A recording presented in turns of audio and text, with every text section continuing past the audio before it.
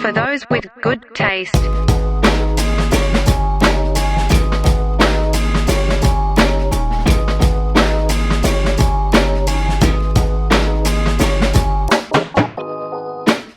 Hello, tasties and tastettes. Welcome to a special episode of Good Taste Weekly, where we're going to be getting into a little bit of MMA with UFC 269. We got some boxing, and then we also got some celebrity nonsense. So, Matt, why don't you kick us off there? What do we got going on? Well, I think we can only start off with what has probably been the hottest news in the last couple days. Jake Paul versus Tommy Fury is off, Len. He quite literally has fumbled the bag again, Matt. Yeah, unfortunately, sometimes nicknames just kind of make up themselves. And when you have been labeled Tommy Fumbles and you drop a big fight like this, that nickname is going to stick for quite a while, my man. So what's happening here, Matt? I've heard like respiratory infections. I've heard chest injuries. Yeah, what is it? It just happens to be one of the injuries that you just really can't fight through. So there's really no way that he's going to be able to make it to this fight. It wasn't like a messed up rib or anything like that. First thoughts were that his camp had got infected with COVID, and news later came out that it was a chest infection, very similar to signs of pneumonia, where you've got some fluid in the lungs, okay, and you're just having issues with your respiratory system. So Tommy Fury is missing out on a huge payday against Jake Paul. I think it's safe to say that everybody's pretty disappointed with that news, but the only way that this gets even more disappointing is to find out that there is a fill-in fighter for Jake Paul for this December 18th bout. Do you know who it is, Len? I could take a guess, but I'd like you to just tell me. Let's just rip the Band-Aid. Rip the Band-Aid off. We got? Somebody that he's familiar with, one Tyron Woodley. So it's not a very interesting choice, of course. I guess it's the easiest to promote where you're only left 2 weeks to make the fight happen. Would you agree? Yeah, it's really unfortunate, and it just seems like Jake's camp isn't really trying to reschedule a fight. They want to make this December 18th deadline so that he can actually make some money, put some asses in the seats. And it seemed like Woodley was the no-brainer. I'm sure part of it is also, like, it's right before Christmas. Like, if you push this fight out a month or a month and a half, now you're going to take away his holidays. Cause I'm sure it's going to take away from him being able to enjoy himself. Sure. Whereas get this fight over now. And he probably feels like a person like Tyron Woodley. Who does this lend an advantage to if we're going to kind of diagnose this really quickly? No, I mean, I think it's a win for Tyron Woodley, right? The biggest thing coming out of this is that Jake Paul has included a knockout clause for him. So he gets an extra $500,000 if he can manage to knock out Jake Paul. Promotional tactic. That's all. Promotional tactic, right? And maybe giving Tyron a little bit of incentive to maybe let loose a little bit, make this fight interesting. The problem is he had all the incentive in the world the first time and he didn't. And sure. I'm not to say, like, you know, I'm hoping he does come out this time and be like, dude, like, I can't do what I did last time again. But we've watched this man for 5 years now basically fight the same fight over and over again, and I'm not going to fall for it again. I fell for it last time. I will not fall for it again. Jake Paul is winning this fight. He wouldn't be taking it on 2 weeks' notice if he wasn't going to win this fight. Yeah, I think Jake saw everything he needed to see to kind of guarantee himself that he can come away from this fight with a win. And probably my biggest concern here is that Jake Paul is not a fan of going backwards, so you hate to see that Tommy Fury might have just completely missed out on this chance. Yeah, it'd be interesting to see if it gets rebooked. Well, and I'd also be interested to see where you go from here, because the Tommy Fury thing was a very logical next step in his progression. I don't know who you can match up Jake Paul with that's a similar experience, that has a name brand, that's not an MMA fighter again. And that you actually have a rapport with, right? Mm-hmm. This has been kind of leading up to this event, and it's a bit lackluster that we don't get it. You're probably looking at like Nate Diaz being his next opponent, honestly. Yeah, that seems cool, but it sounds kind of unfortunate for us. Yeah, I wouldn't want to see it. But let's move on to some real boxing. So we had an event this weekend. We had Tank Davis show up and get the W. As I told you off air, I did not get a chance to watch this. And for anybody who hasn't watched before, I am not the boxing connoisseur here. It's the only reason why I have a job. That would be our guy across the table. So I will allow him to elaborate on this. How did Tank look? From what I understand, this is a matchup that he should win. Against a durable, tough fighter who ended up showing up pretty well and making a name for himself that night. Yeah, when we talk about guys needing to kind of level up in competition, Tank Davis is no exception. He is part of the boxing scheme where we're going to put some asses in the seat by putting you against guys that you should beat. But nothing throws a wrench in the works like an injury. So Tank Davis is known as a knockout puncher. He's been known as a slow starter and kind of comes into his own and starts working people. And that's where he comes away with the knockouts. In this fight, he ends up breaking his hand, and if I'm not mistaken, it's his right hand. So for the most part, he's throwing a very crisp jab for a majority of the fight. He's looking good, movement looks good, but you can completely tell that he's uncomfortable. And it gave, and his name's escaping me, I feel bad that I didn't write it down, but it gave his opponent an opportunity to flash some of his own talent and actually be able to stand up. And it's the first time that Tank Davis has actually gone to a decision. Ever. That's crazy. Amateur career and professional career. Pretty crazy. I did not know that. That's impressive. And for a kid who doesn't have a ton of amateur fights, I guess that's not that impressive. But when you look at what he's been able to do on the professional circuit, he's rose up pretty quickly through the ranks. Right? A meteoric rise, some would say. So what is next for Tank Davis coming off of this? Are we going to get a rematch with or a matchup with the person who dropped out? I heard Ryan Garcia had bailed on a fight between the two of them. Yeah, this is kind of tough because he was supposed to come away with this fight with a big name on the docket. The idea was that if he didn't have, again, names are dropping by the book for me, but if he didn't have the person pull out, it would have set up an eventual fight with Ryan Garcia, which right now plays to Tank Davis's advantage. I don't think Ryan Garcia, as flashy as he is, he's a great boxer, has a lot of skill and talent. I just don't think he is going to be able to handle the punching power. I was going to say, Davis. And this is completely like the most like basic bitch way of looking at a fight. But I just look at Ryan Garcia, and I'm sure everybody looks at him this way and sees the pretty boy look, and I just can't imagine him withstanding Tank Davis. So you can't take it away from him, right? And he's kind of the second coming, and I don't want to disrespect him by saying this because it's nothing to do with the personal life, but from a boxing standpoint, he's the golden boy, right? He's the second coming of Oscar De La Hoya, where he is the pretty boy, he is flashy, he's on Instagram punching people in the stomach and getting his followers up. It hasn't really translated to the boxing ring where he's underperformed in his last two fights. He's gotten knocked down in his last fight, which never happened before. We're seeing him face some adversity, and everything is lining up to a fight with Tank Davis, but this is a classic far too quickly, too soon scenario. So you're hoping that if it does happen, it doesn't end up too bad. Correct me if I'm wrong, though. He kind of came off... I feel like people liked that he got knocked down in the last fight because it gave a little bit of an air of he's tougher now. It made him look tougher. The issue is he hasn't really built up an air of invincibility as you would see with some of these fighters that go 18-0, 20-0, where they're knocking out people left and right. He is a very flashy puncher in the sense that he's going to put together 2, 3, 4 punch combinations. He's going to work the body really well. Against someone like Tank Davis, you're going to have to get in really close, and that's where it gets really dangerous. You're going to eat an uppercut from hell. So it does show that he can fight adversity. It does show that he's not invincible. The issue is we haven't really gotten that answer yet. So if you go into a fight with someone who is the heaviest puncher in that division, are you going to be able to get up once or twice, which is probably going to be the need if you're going to get through 12 rounds against them? So moving along here, we had another championship fight last weekend that we haven't gotten a chance to talk about, right? So we had Teofimo Lopez. Yeah, so you're nailing it, buddy. Yes. I love your moderation of this. Had recently beat our boy Lomachenko. Yeah, in dominating fashion. Very unexpected. Built a huge name for himself off of that one fight. I had heard a ton about him with the DAZN contract, right? He had signed a big contract with them, right? Yeah, sky was the limit for Teofimo Lopez after he defeated Lomachenko. I talked about it. He became the lineal pound for pound champion. The lineal lightweight champion, which means he claimed all four belts. Very similar to what Tyson Fury did at the heavyweight division. Okay. So when we talk about the opportunities that open up for this kid, when this fight got booked, it was already a huge question mark because how familiar are you with Devin Haney?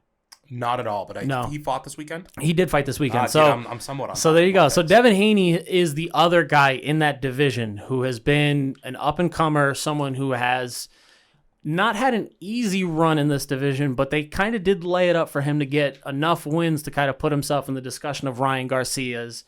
So having Teofimo Lopez be this big lineal champion, he should have been in a position to take on all comers. A lot of talk out of Haney's camp that they had offered him several fights, not them. I'm talking about the WBC, WBO, the divisions that actually run his titles, gave him 3 opportunities to take a fight with Devin Haney for legitimate money. Turned down every single one. Said that he needed to fight someone else deserved a shot, needed more money, for whatever reason didn't want to take the fight with Haney. Ducking Haney? Some would say that, Len. And he takes on this fight against George Kambosos and doesn't do himself any justice. From what I understand, a lack of ability to adapt within the fight and also poor coaching in the corner. Take the poor coaching away, because I think that coaching goes a long way if the fighter reacts to it well. But even in the Lomachenko fight, he wasn't taking direction well in his corner. The big thing that's surprising to me is everything that he did very well in that Lomachenko fight was almost non-existent in this fight. He got beat to every jab. He was very slow to pull the trigger. Something seemed off, and we later find out that he almost died in this fight. So he ended up having an air pocket in his lungs. So basically, he gets punched the wrong way, and his heart just basically goes into cardiac arrest. This thankfully did not happen in the fight itself. While he was fighting, he had an air pocket in his chest. 2 air pockets, if I'm understanding. And I don't understand what an air pocket does. Does that cause physical pain to him during the fight, or does that cause him an inability for him to be able to breathe? So you got to think the way that the blood is pumping. You basically have pockets of air in between your pumps, which basically means that if he had been punched in any way, it's essentially like pumping air into your system, where your heart is going to go into a state of cardiac arrest, where your heart is jumping. It's basically the equivalent of having a heart attack. He fought this entire fight that way. Was this a condition he had coming into the fight, or this developed while... Completely missed any detection, medical examiners, all that in his physical. So it's tough to say, is this a result of his poor health, or is this a result of what Devin Haney is under this understanding of, that Teofimo Lopez is not the real deal, that there's a reason he's been ducking Haney's camp this entire time, and it didn't take long for them to kind of jump on this bandwagon and throw him under the bus. So where does this leave the division? Because obviously Lomachenko, this probably makes that loss to Teofimo look bad in some regards. It throws up a lot of red flags. Makes you wonder, because we didn't secure that rematch that we had been hoping was going to take place. Lomachenko's camp couldn't clear it up. They ended up getting a mandatory challenger, and that's why Lopez had to fight Kambosos. He had to fight somebody.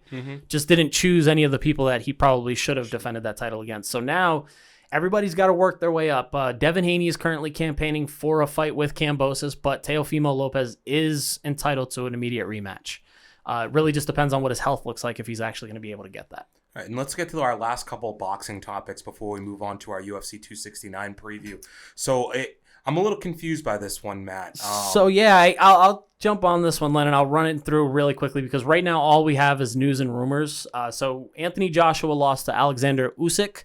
We talked about that a couple of weeks ago, where it was AJ's opportunity to set up a fight with Tyson Fury. He loses a fight that maybe not many people expected him to win, but a fight that he maybe had a great opportunity to win.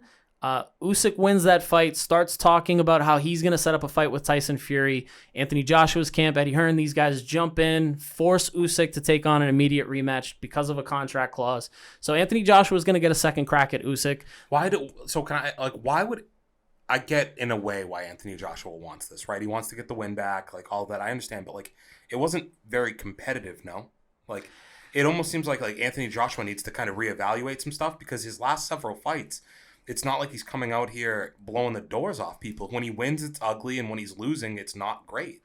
Yeah, we talked about it a lot, Len, when we talked about Joshua needing to maybe take some time away, but really, what are you taking time away from? If he's not a good enough defensive fighter to take these guys on now, I don't see that changing. And you said this yourself. You were like, what is he really going to be able to implement that's going to be able to drastically change in time for a second fight? What this does, in a nutshell, is it gives AJ the opportunity to set up that fight against Tyson Fury.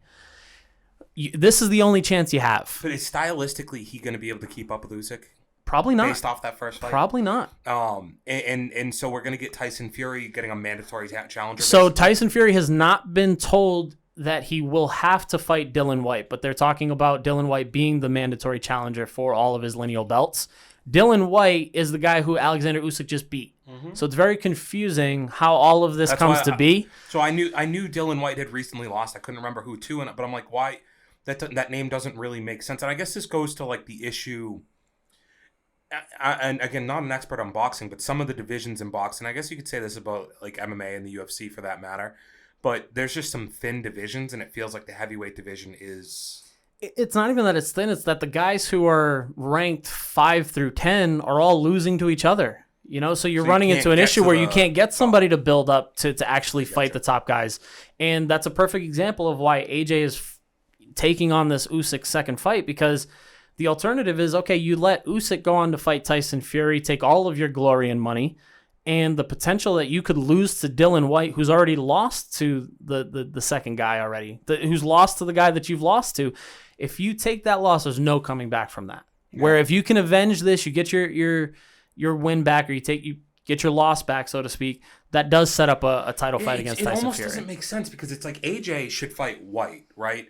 Because if AJ fights Dylan White, it sets up the possibility that if AJ wins, he has the flexibility to now go after Usyk and avenge his loss, or go after that fight with Fury, right? Or if White beats AJ, it now sets up White for a rematch with Usyk, or gives him the credibility to go against You're Fury. almost making too much sense, Len. This is where boxing contracts, where like this is the one thing with MMA, right? And one thing where Dana White should get some leeway. It's a gift and a curse, because him being able to control who the fighters fight in the UFC, being able to be their own matchmakers, there's not all these contracts that come into play, I feel like, that are like, there's no mandatory rematches. Like, you don't do that. And that's where the corrupt system of boxing, it's just in place, and there's not really much that we can do about it. Matt, we do a show weekly where we talk about movies, comic books, fucking you talking about Good Taste Weekly? Yes, like yeah. our normal show, right? And we were just talking about in this week's episode that'll air later on this week about how the Matrix 4 movie is just it's going to come out and it looks really, really good, but how frustrated are we going to be at the end when it's just a sequel's coming? It's just setting us up for more stuff. Isn't this the same thing that we're getting here? And I gave the UFC some leeway. That's a great example. I give the UFC some leeway, but I will say we're getting Davison Figueiredo versus Brandon Moreno 3 straight times. In a thin division. Yes. In a very thin division. So that's probably where you're getting some similarities. Yeah, and it makes perfect sense. The unfortunate thing is that if you're an actual prolific boxing fan, you're getting this do-si-do that really just lets you know that money is going to talk, and unfortunately talent doesn't. And where does Wilder now fall into any of this? Isn't that the funniest part about it? No one's talking about him. That's interesting, because like you could have matched him up with any of them. AJ and him should have fought. Right, AJ and him should fight right now. This is the best money fight I would say AJ could get also, is 2 guys coming off losses that could make money together. But what is the one thing that you don't want to do, Len, is when you're trying to build up a contender, is knock down another contender. Fair, so you want to give them if separate routes. If Usyk beats Tyson Fury, Deontay Wilder's back in the game, baby. Mm-hmm. Right? That musical chairs of that the rankings are going to start to play. It's a weird circus ride, man, and it's only going to get weirder in this division. We've got a lot of questions to be answered, and we'll hopefully get some dates really soon. Yes, sir. So let's get on to UFC 269. Yeah, enough of that boxing shit, dude. Do you want to start? Well, actually, before we talk to UFC 269, let's talk about the UFC really quickly. Did you see any MMA this weekend? I did, but I watched clips. I didn't watch any of it live. So first and foremost, Sergio Pettis. Yep. Awesome knockout. Phenomenal. Awesome knockout. Incredible. Come from behind, stayed in the fight the whole time. He got asked a lot pre-fight and post-fight about his mental state, and it all came true. Like, he said that he didn't feel as stressed out going in there, and post-fight he was like, my ability, since I'm getting to the point with the experience I have, I knew that even though I was down, what I had to do to go and get the victory. And he actually referenced who was it 3 weeks ago? Who boxed 3 weeks ago in the corner told him going out into the Sean Porter. So he referenced how he was recently I'm sorry, Terrence Crawford is who you're talking about. He was like, I recently saw Terrence Crawford's coach tell him going into the final round, like, you got to go out there and get the win. And he's like, that was in my head. That, like, you want to talk about a boss ass bitch right there? I've got to get after it, No, it was incredible resilience, and it did show that he's going to be able to be a contender, right? And I think that was the. I mean, Pettis is the champion. He's not a contender. So he won the title? He already was the champion. Oh, see, he's the Bellator. No, I know he was the Bellator, but it was in Bellator. No, I know Koji it was, but Horiguchi. Okay, no. So Horiguchi beat. I'm forgetting his last name. I think it's like Galvao or something. I'm lost on this one. I apologize. It's all good. Yeah, pretty incredible for him. I knew he was in Bellator, but and I'll be honest with you, won the title. As far as the lineage of their titles at this point, I don't fucking know. Bellator is very much for me. Depending who's Pit bulls have titles. That's all I know. Exactly. Yes. Pit bulls have titles. It really comes down to it. which champion is at the top of the bill for them is when I'm gonna watch, because like Caldwell, super interested in him. You know, as we're talking about Sergio Pettis, the Pitbull brothers, like there's some talent there that I will go out of my way to watch. But speaking of talent and speaking of the bantamweight division, you can't look any further than the return. And not even the return at this point. This man, he's been doing it, dude. He's never fucking left. He's been doing it, dude. And stop putting dirt on my man's name, Habib Nurmagomedov. Jose Aldo coming out with just a fantastic victory that even after the first round, Matt, you were still able to get him at underdog money. Yes. And it's crazy. Yeah. Shout out to Rob Font. He's a local, right? Always going to get some love from us. Awesome boy, yeah. You dropped the bomb. There was Local always, boy. Hey, I didn't say anything, all right? I said local guys. Stop being a dick. No, but Jose Aldo showed that he is here to take on this division at its best, and this is kind of just setting up what I feel like is a fight that needs to happen, but probably won't, is Jose Aldo versus TJ Dillashaw. I don't want to see it happen because I just said stop putting dirt on Aldo's name. I still think that some of the issues that he has, I want to see it. It's the Edgar thing in a way too, where they're so savvy from being vets that Aldo, if he gets you to the ground, his top game is great. Yeah. I just look at Dillashaw and I'm like, he still has the output that I think would give a person like Aldo problems. He hits hard enough, and his wrestling is top notch. So it'd be an interesting fight. I think it's the fight to make. Very interesting fight. You're definitely right. Was great to see him continue to do the damn thing. Shout out to Rob Font. I think he's definitely coming back. He got in there and did it, man. Yeah. He was not backing down the entire time. He was trying hard, but there was an obvious power differential there, and it kept coming back to bite him. But that was the two big fights for me coming out of the weekend. It was a really good time. No, man, it was good to see. Sets up some interesting fights in the future. Yes, but sir. You know, we've got probably the biggest event to finish out the year in UFC 269. Are they dropping an end of the year card? Do we have them? I think there's something early January, possibly, but not like January. They used to remember. I feel like this is our big card. I don't remember this. Like Frankie Edgar, Gray Maynard was on New Year's. Yes, I do remember that. Back in the day. Yeah. I watched it at the second fight. It wouldn't even make sense for the grander population where I watched it, so who cares? Hooters. So January 22nd, we get the heavyweight championship fight. Yeah, Francis Ngannou some versus cards in between Rogan. there. Cater versus Chigazi, I'm excited for. But let's get into UFC 269. So do you want to start on the prelims? I know you had narrowed out a couple fights for us. Yeah. So let's start at Munhoz versus Domenic Cruz. So we've got Pedro Munhoz versus Domenic Cruz, and it's the first time that Domenic Cruz is getting in there for quite a while, Len. This is interesting in the sense that it's not like Pedro Munhoz has been lighting the world on fire as of late. Nope. And he's been losing. Look at the two people that are on his last three fights that he's lost to, and then look at the guy he's fighting and tell me like the biggest similarity here. No, and they're just going to lose to the top guys. Well, it's Aldo and Edgar, right? So he lost to two savvy vets that when they're stacked up against somebody, they have a bag of tricks that is very, very deep. And nobody has a bigger bag of tricks than one Domenic Cruz. So I'm interested in this one. It's a highly intriguing matchup.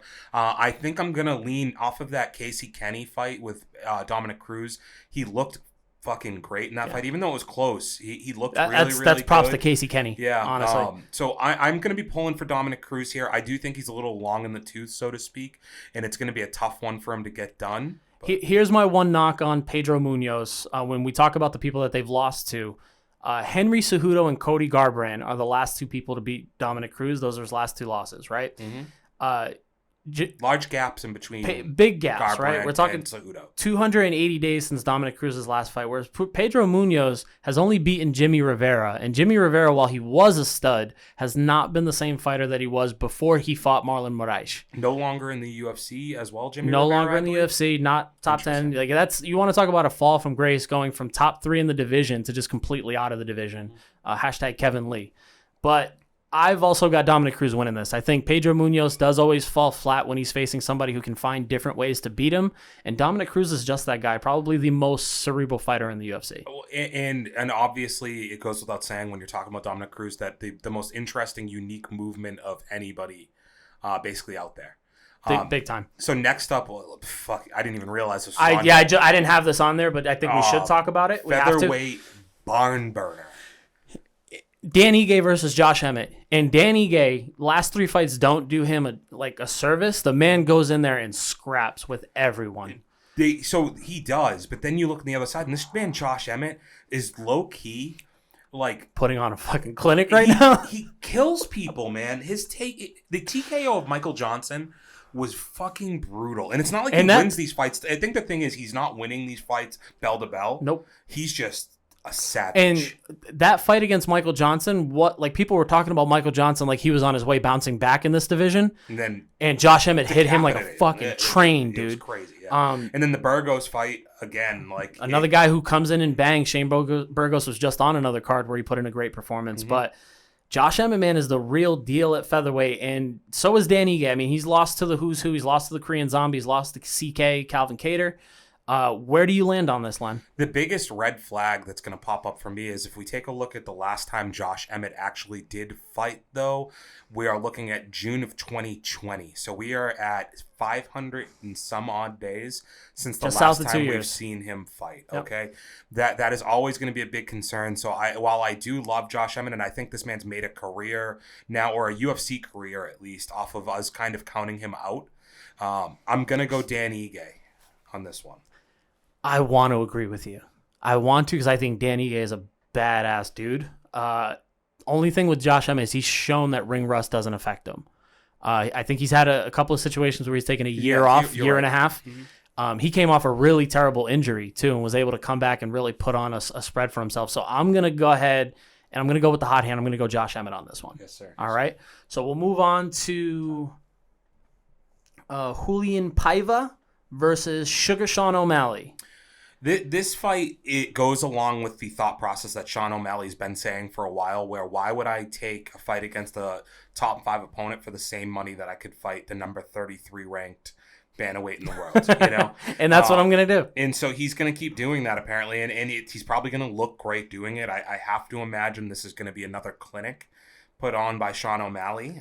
Is that a bad thing? Standpoint. No, I mean, this is what other companies do well. This is what boxing does well. This is what Bellator has done for a long time. There is no reason with slowly building somebody up to the point where you can make money off of them fighting for a championship. He's taken a lot of flack for his performance against Chris Moutinho, which I don't think is fair, because how can you count out someone who has so much heart when someone is just putting a beating on them? Yeah, I don't think anybody can take away what Sean did in that fight. Couldn't get the guy out. I don't think you can hold that against him. The other thing I would say as far as the opponents that Sean O'Malley is taking, he is at the same time staying active, and I think that's important, and he's young. So downloading as much information and learning as much as he can now before he's thrown into, like, you know, in there with the Petra Yans of the world and Aljamain Sterling's, who, you know, people may be down on Aljamain Sterling right now, but do you think that that's a good matchup for Sean O'Malley at this point in his career? I think he'd strangle. Aljo's experience is I think way more Corey than... Sandhagen's not a great time for them to fight. So I think bringing Sean O'Malley along slowly is the right play here. And he's doing the right things from a marketing standpoint to make himself popular. If you want to see a funny interview with him, he just did Sunday Conversation with Barstool this past weekend. It's only 3 minutes. It's like just a weird little 3-minute interview. It's funny. Definitely check it out. I think it's safe to say that we're both taking Sugar on this one. Mm-hmm. And we're definitely not going to disagree that if he doesn't start facing the top 10 until he's like 20-1, we'd be okay with it. Let him download as many really people as he can. Can you just tell me how old is he? Is he still like 24, 25? I got you. He's young. He's definitely young. 27, so he's not as young as we think. But your MMA prime, years, yes, that's very young. Your prime doesn't necessarily, as long as he stays with these fights where he's not getting hit a ton. Doesn't have a lot of mileage. No, so right? you have to, he's going to keep growing into his prime. 30, 31 is where you really, I think, peak, unless you're Jose Aldo and it's like now you're at the back end of your career. And only I mean, he's been another person who's been, you want to talk about mileage, he's got quite a bit on him. But should be a good fight for Sean O'Malley. All right, Lenny, and for our next fight, we've got a flyweight matchup between flyweight newcomer Cody Garbrant, former bantamweight champion, and he's fighting Kai Kara-France, which I think is the coolest name to somebody who's not more popular. That's a name that'll make you popular. Right, that's what I'm saying. It's like a super cool name flow to it. I did not realize this was at 125. That is a very interesting aspect of this. I feel like this is one of those things where we've been waiting for the Cody Garbrandt of old to come back, and maybe we're at a point now where he's just not there anymore. Have you seen the photos of him during his weight cut? No, I have not. Probably not good. Sexy as hell. Doesn't look very healthy. Looks slim, huh? You could see every fiber in his body, like his veins, Even in his ventricles, shorts? dude, specifically in his shorts. Wow. Okay. I've been a Cody Garbrant dick rider for quite some time. I think it's quite well known in the show. I want him to do well at 125. If he loses, I think we're well on our way to seeing the end of Cody Garbrant. Yeah, he's still a young guy, but he's gotten himself into too many he just likes to get in the pocket and sling, and I think we all appreciate him for that. I do think the technical ability of a guy like Kai Kara France, he comes from the city kickboxing team, I believe. Yep. So he's in there with the Izzies, the Dan Hookers of the world. His grappling is legitimate too. Yeah, he's got the 145 champion in there with him. Like he's got all phenomenal people surrounding him. So I'm gonna lean his way here. I hope he comes out with a strong game plan, and he's able to get the W with this being at his natural weight class. I'm going to predict finish here, too. I think he's going to knock him out. I think he's going to knock Garbrant out. Yeah, Kai Kara France has done well in this division. He's only got, I think, one loss in the division so far.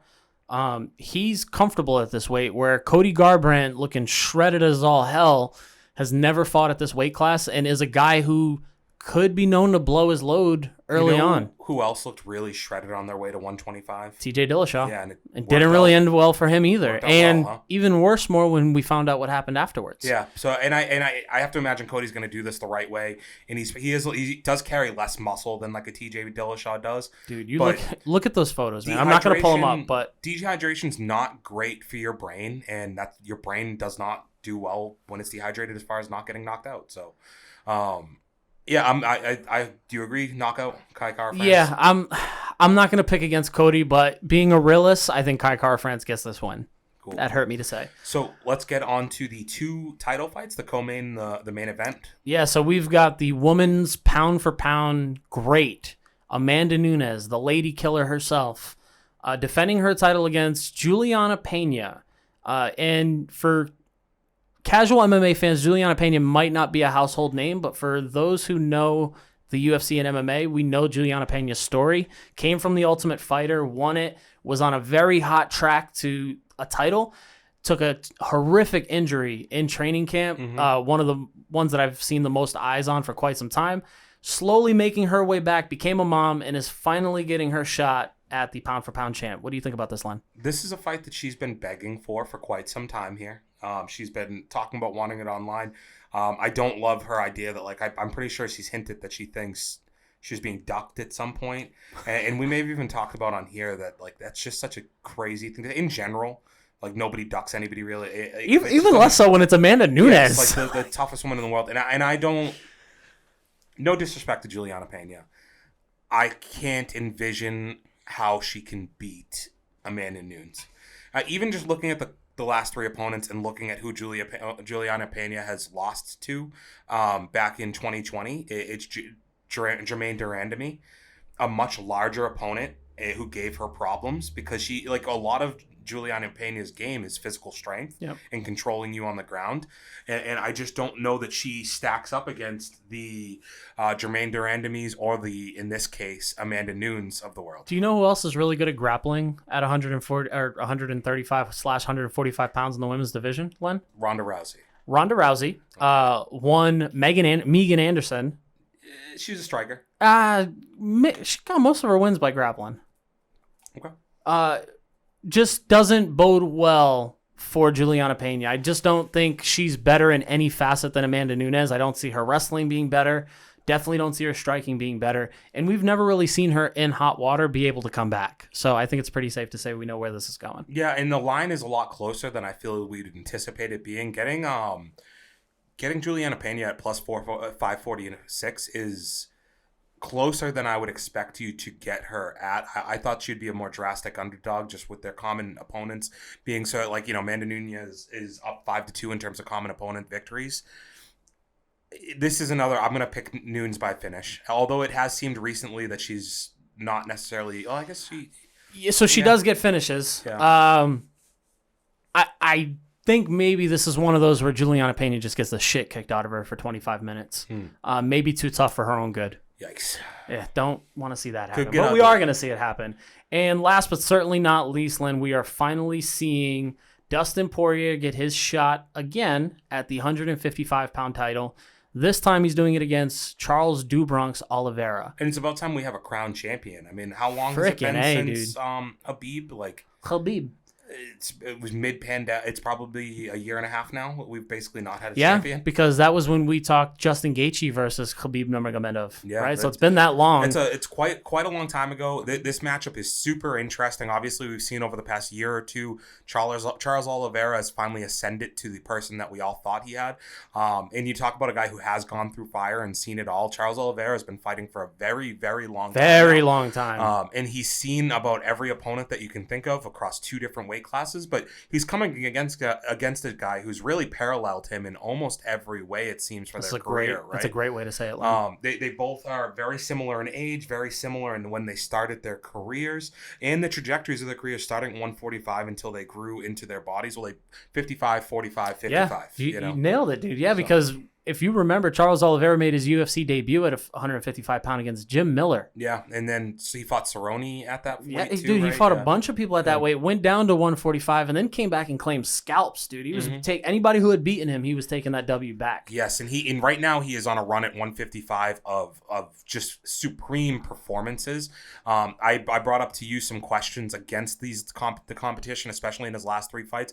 Obviously, Chandler is phenomenal. Like that win stands alone. Comeback win. That is a great win. Yeah. It was toe-to-toe, I'd say. Well, no, but Michael Chandler had him, rocked. Yeah. He had him rocked, and he was able to come back from it. So that's a huge W, of course. I look at the Tony Ferguson one and the Kevin Lee victories, and I do kind of just say to myself a little bit, how much stock do we put into those wins? Sure. But that's revisionist history, because obviously Kevin Lee, I've always thought Kevin Lee was a little overhyped. Yeah, you had said that. I was the one who was kind of riding the bandwagon.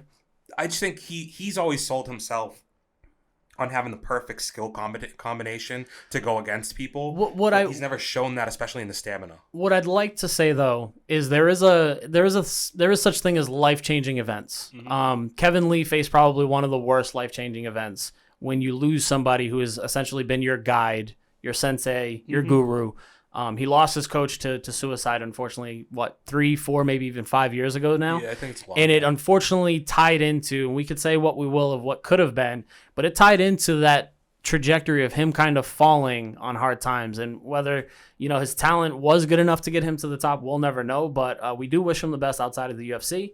But Charles Oliveira started all that. Charles Oliveira beat the hell out of Kevin Lee, taps him, goes in. I would argue that, you say he started all of that. Well, he was on it. No. What I'm saying is he was obviously on his, but I remember us going into previewing that fight, and I felt pretty good about Kevin Lee after he had knocked out Gregor Gillespie. Yeah, but even that fight, he got his ass ripped. I know, and I'm not disagreeing with you here. It's tough, But I do say that Charles Oliveira, whether you had questions about Kevin Lee or not, put in a tremendous performance. Whether you had questions about Tony Ferguson, put on a tremendous performance. It is still up to the fighter to go out there and you got to go out there and win. Off somebody. You're right. And does it in quite dominant fashion. I'm looking at 30-26s across the board. Means that there's a 10-8 round in there somewhere we just absolutely put in work.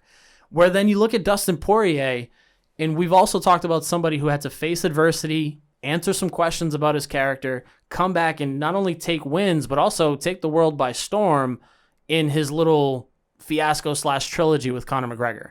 So you know what I love about both of these guys when we keep talking about the commonalities between their trajectory and their careers? I love right now that I get a genuine feeling that these two are so confident in their abilities currently, in that they have both lost. And they went through that stuff at 145. And now you're coming into this moment where I think Poirier is basically saying to himself, anything you throw at me, I can deal with. And his chin is somehow improved, I feel like, as he's gotten better, older. Dude. Yeah, it's crazy. Oliveira, same thing in some ways. Oliveira was always a guy that, he could never put it all together. If you got him on the ground, he could definitely tap you. Yep.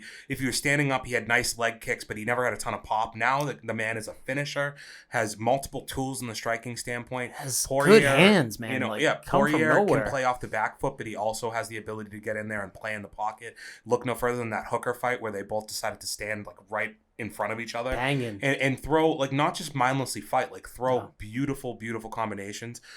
As far as a prediction is concerned, though, for me, I'm going to be leaning towards Dustin Poirier in this. I think that he's a more mature, complete fighter who is going to be able to dictate where this fight takes place. And it's not to say that Oliveira can't get the finish when it goes there, but I tend to believe that if Poirier wants to push forward and fight a smart fight and control distance and really beat up on Oliveira, he can do it, and he'll have to fight through some stuff. But also, if he needs to get in there and grab a takedown and control from top position, I think he's smart enough and savvy enough to get that done too. His skill set is very wide-ranging. But to be fair, we did see him get tapped out not too long ago by Habib, right? So, like, it can happen. There's levels, though, man. Sure. It is tough because the last time I can remember him losing was a knockout against Michael Johnson where he was just way too emotionally involved. Mm-hmm. Dustin Poirier's look good, man. But I look at 155 pounds and I look at this matchup and it eerily reminds me of what's been happening at 170 pounds where you have the number 1 and number 2 guy in the division without a shadow of a doubt.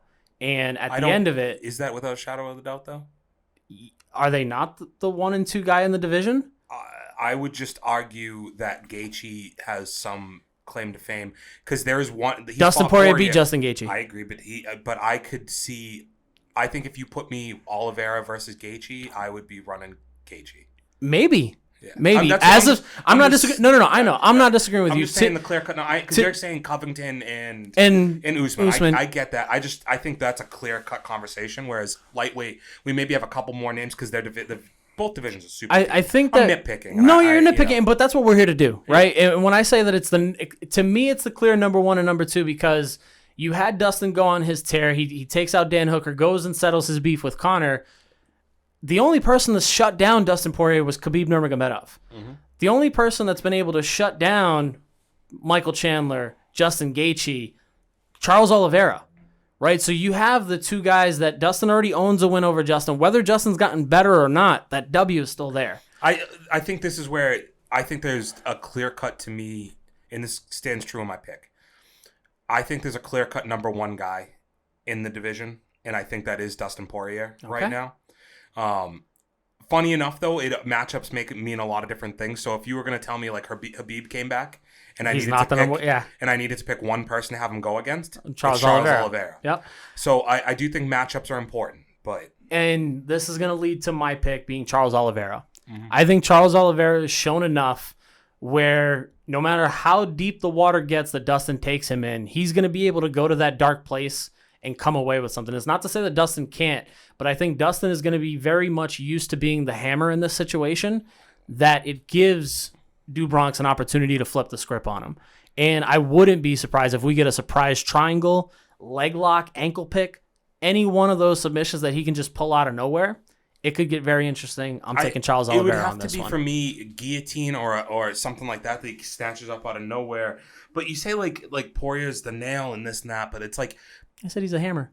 Yeah, so that's what I mean. Sorry, hammer. But Conor, for the 2 fights, was doing pretty well in terms of putting work on Charles Oliveira's not Conor McGregor. Dan Hooker putting work on. I just don't think that Poirier is always the hammer. I'm saying in this fight, I think Dustin is going to expect himself to be the hammer in this fight. Because from a stand-up point of view, I think Charles doesn't engage him and forces Dustin to bring the fight. This, to me, is going to end up being a striking battle. Yeah, and I can see it end up being like the Hooker type battle inside because Poirier's super durable and obviously Oliveira can take a beating too. But I don't know. I think Poirier's too smart to just get snatched up on a submission. Listen, you are until you're not. We'll see. Yeah, you are until you're not. It's an interesting fight. No, it's a very interesting fight, and no matter what happens, I think you and I are going to come away thinking that we've seen an amazing card. So that's going to wrap up the UFC 269 event. I'll be tuning in. I for sure will be watching. Will you be tuning in? Let us know. You got to let us know. You got to let us know which fight you're looking forward to. Who you got in the main event, the co-main, and who your picks are. Who's the biggest fight on the undercard that you're looking forward to? Yeah, maybe it's Domenic Cruz. Maybe it's Cody Garbrant. Maybe you want to see them both. Got Sugar Sean over there, Plenty of people to look forward to, and they can look forward to seeing us back in here every single week, hopefully. Yep, on Good Taste Weekly. On Good Taste Weekly. We're putting out a video. You should be able to check that out later on this week. But before you leave, drop a like, drop a comment, drop a subscription. Catch us on our Insta at For Those With Good Taste. Catch us on Twitter. Find us on Twitter at Good Taste Live. And we're getting the hell out of here, buddy. Yeah. Also, please follow us on Spotify, iHeartRadio, Pandora, YouTube, anything, anywhere podcasts are found. We appreciate you. We love you. And yeah, D's nuts. So. Enjoy the fights, guys. We love you. We'll see you soon. Peace out. For those with good taste.